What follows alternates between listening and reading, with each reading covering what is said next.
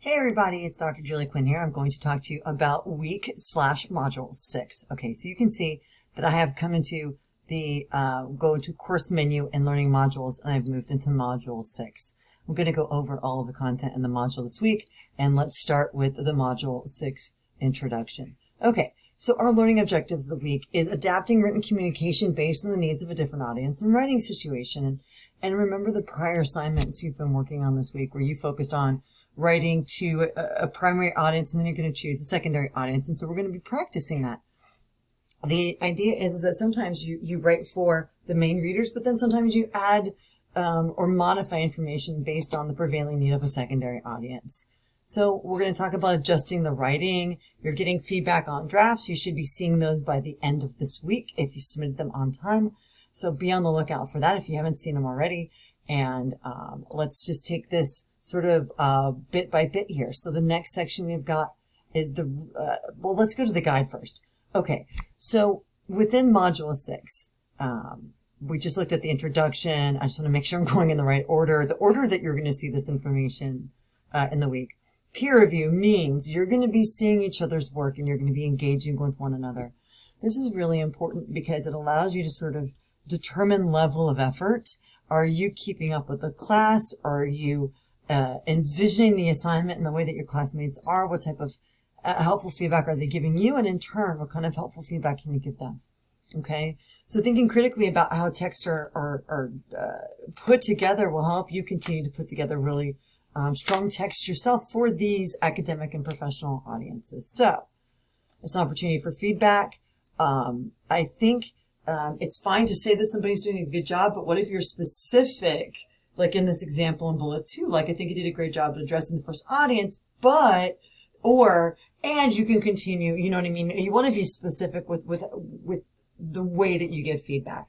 So I'm not looking for platitudes for your classmates, even if you feel that way. It's all about, this is great, and here's where you can grow it. This is great, and here's where you can name the source. This is great, and here's where you can restate main points. That kind of thing. And you're not going to be rewriting your peers' work. You're going to be just providing ideas and asking good questions and then putting it in their hands. Like they're going to put it in your hands. They're not going to rewrite your work.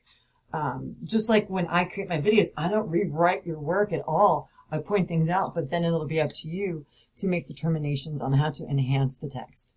Okay. So we're visiting audience and writing situation. The audience and writing situation inform many of the choices, as the assignment says, that writers make when you write your text. When an audience and writing situation changes, writers need to think about the needs of the new audience, right? And here's an example that I often give. Imagine you're training to become a high school physics teacher.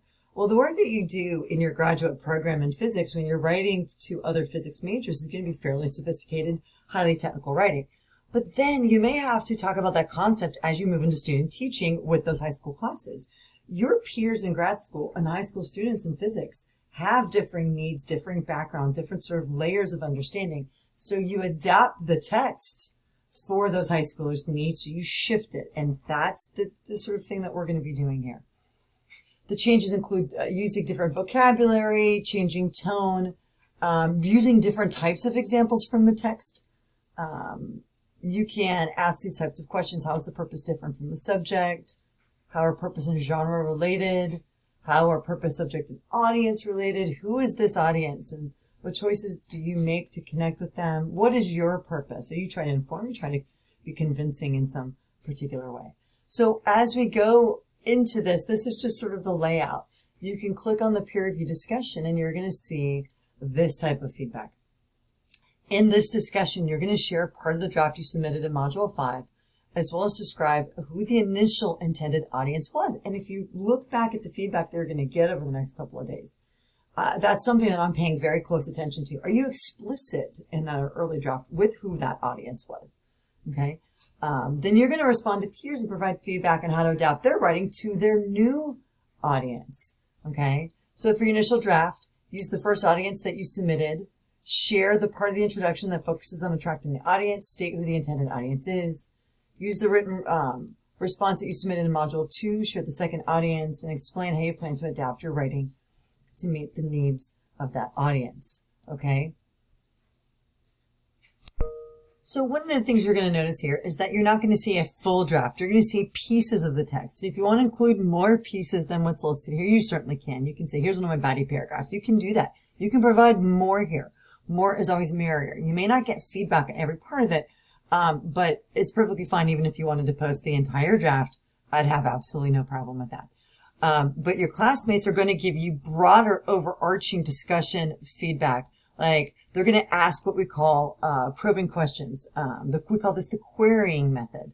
Have you thought about it? Have you considered? What do you think about? So they're going to broach ideas, and then you get to answer those questions and in turn take those answers and turn it into a really interesting functional response that will help you adapt the text. So share as much, at least what's highlighted here, and more of that discussion. Okay. So as we go through, you'll also notice that there are, for the week, that there's some reading resources about shaping the introduction, drawing a conclusion. This will help you go from audience 1 to audience 2. Critical reading strategies. There's a video. There's not a ton of required additional reading. You're actually sort of digging deeply into the discussion and working on reviewing feedback from me this week, feedback from your peers, giving feedback to peers, and developing your audience 2 document. So if you have any questions for me based on any of the information from this week, please don't hesitate to reach out. And I really am excited to see your drafts of that first audience.